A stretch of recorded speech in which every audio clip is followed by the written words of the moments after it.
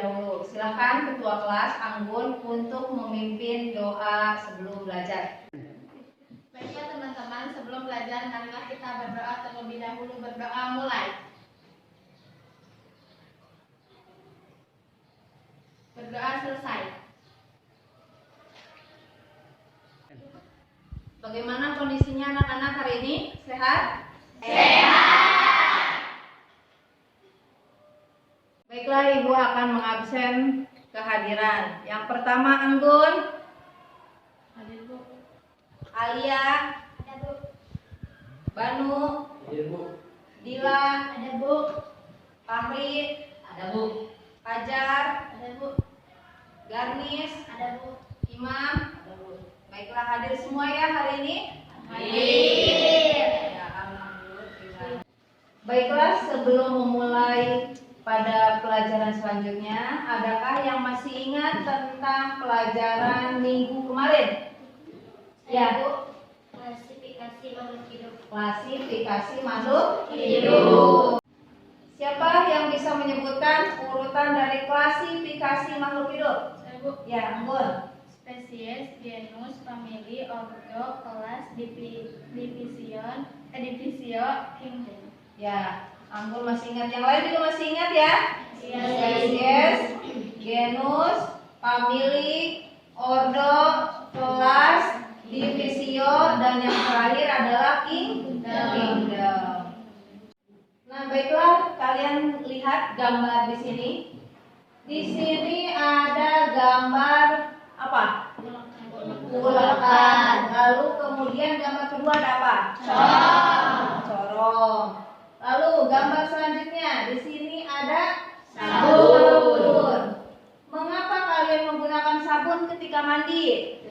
Biar bersih. Biar bersih. Lalu kemudian biar wangi. Apa lagi? Selain biar bersih, biar wangi, lalu kemudian bisa buat apa lagi? Menghilangkan bakteri. Mengapa bisa langsung bersih ketika mandi menggunakan sabun? Kenapa? Ada kandungan. Karena ada zat Kimia. Ada kandungan apa dalam sabun sehingga menjadikan badan kita bersih? Tadi ya jawabannya. Baiklah, untuk tujuan pembelajaran kita hari ini, melalui pengamatan, diskusi, dan tanya jawab, peserta didik dapat menyebutkan nama alat-alat di laboratorium dengan tepat. Yang kedua, mengklasifikasikan keamanan bahan di laboratorium IPA dengan benar.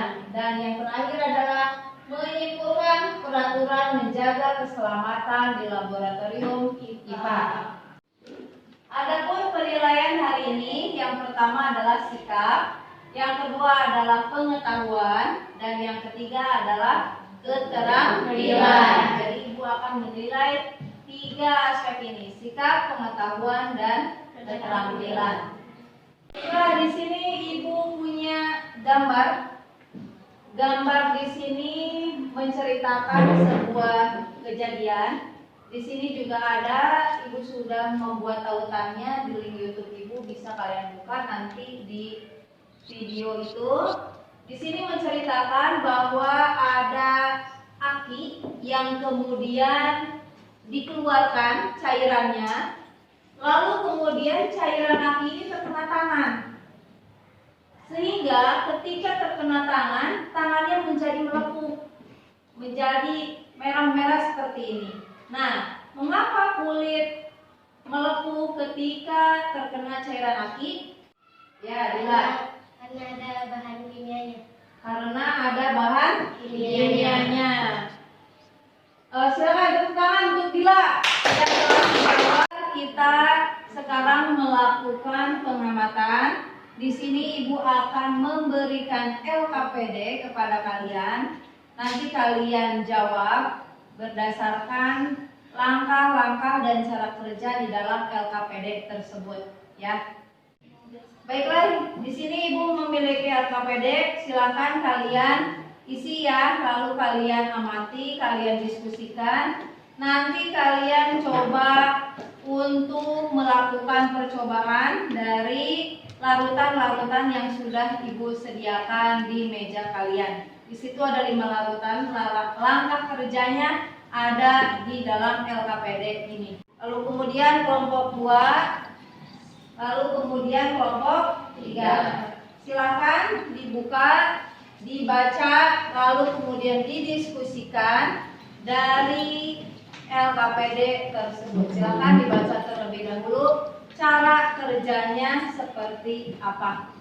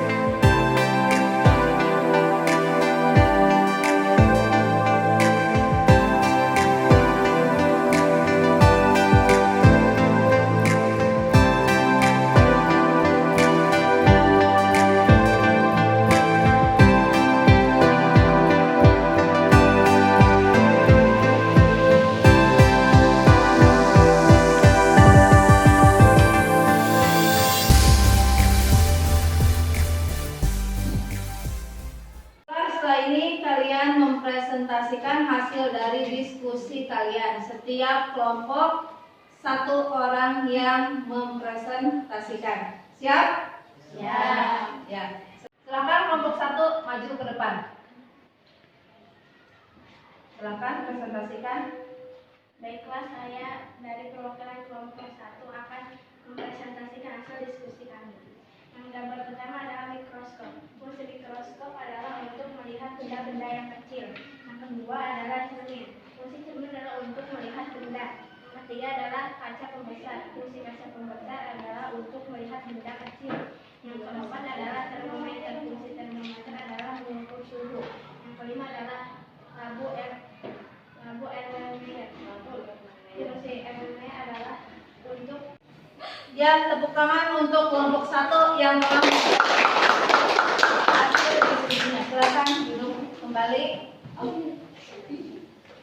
Silakan sekarang bagian kelompok 2 untuk mempresentasikan hasil diskusinya. Silakan Tia. Baiklah, saya perwakilan dari kelompok 2 akan mempresentasikan hasil diskusi kami. Saya akan melanjutkan gambar yang sudah diterangkan oleh kelompok 1. Yang keenam adalah pipet tetes. Fungsinya untuk memindahkan cairan. Yang ketujuh, corong kaca. Fungsinya untuk memasukkan cairan. Yang ke-8, organ jantung. Fungsinya untuk mempelajari organ jantung. Yang ke-9, tabung reaksi. Fungsinya untuk menyimpan cairan. Silakan kelompok 1 untuk menanggapi hasil diskusi dari kelompok 2. hasil diskusi kelompok 2 sama dengan hasil diskusi kelompok 1.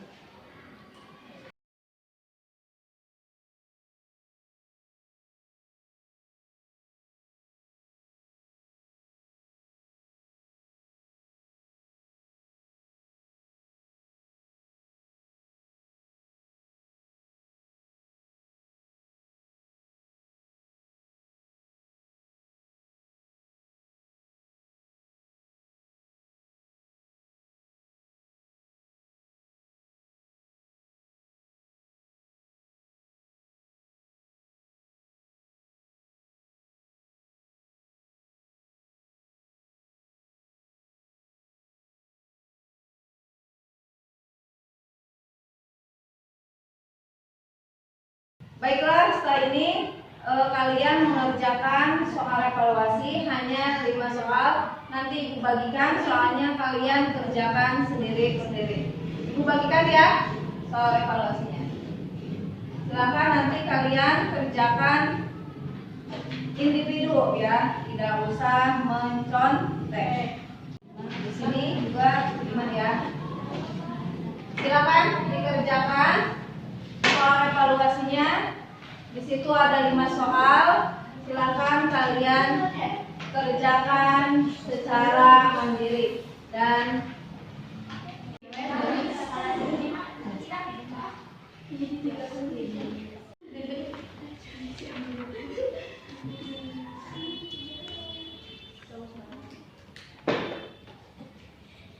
Dari hasil diskusi yang telah kalian lakukan, ada berbagai macam alat-alat laboratorium. Di sini ada 20 macam alat-alat laboratorium yang Ibu bawa. Sebenarnya alat-alat laboratorium itu masih banyak. Di lab IPA itu masih banyak alat-alat laboratorium dan juga bahan-bahan kimia yang ada di lab. Itu semua bisa kalian pelajari, bisa kalian lihat dengan sangat lengkap. Di sini ada alat-alat laboratorium, ada lab Erlenmeyer yang berfungsi untuk menyimpan larutan.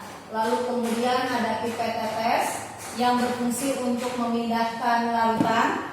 Lalu kemudian ada mikroskop yang berfungsi untuk melihat benda-benda mikroskopis. Lalu kemudian ada mortar dan alut yang tadi sebelumnya Ibu memperlihatkan gambar ini ya, ulekan sambal. Nah, ini sama dengan mortar dan alut yang merupakan alat-alat di lab. Lalu kemudian ada kertas saring. Lalu kemudian ada corong kaca yang berfungsi untuk memindahkan bahan-bahan kimia di laboratorium. Lalu kemudian ada stopwatch yang berfungsi untuk mengukur waktu. Dan kemudian ada cover glass yang berfungsi untuk menutup preparat.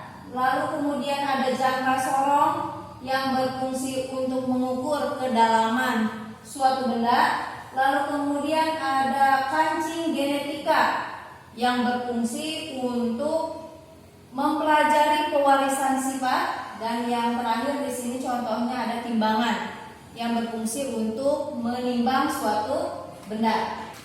Jawabannya nomor 1 adalah Tabung reaksi. Ya, A. Tabung reaksi. Baiklah, untuk soal nomor 2. Fungsi dari bahan kimia asam sulfat adalah, yang mana jawabannya? Ada yang jawab A, angkat tangan. Yang jawab B? Ya. Jawabnya C. Jawabannya D. Yang benar adalah B. Pemrosesan biji mineral, sintesis kimia, pemrosesan air limbah, dan penghilangan minyak. Baiklah, tepuk tangan. Untuk pelajaran hari ini, silakan ketua kelas untuk memimpin doa sebelum pulang. Teman-teman, sebelum pulang marilah kita berdoa terlebih dahulu. Berdoa mulai. Berdoa selesai. Ya, terima kasih untuk pelajaran hari ini. Dicukupkan sekian. Wassalamualaikum.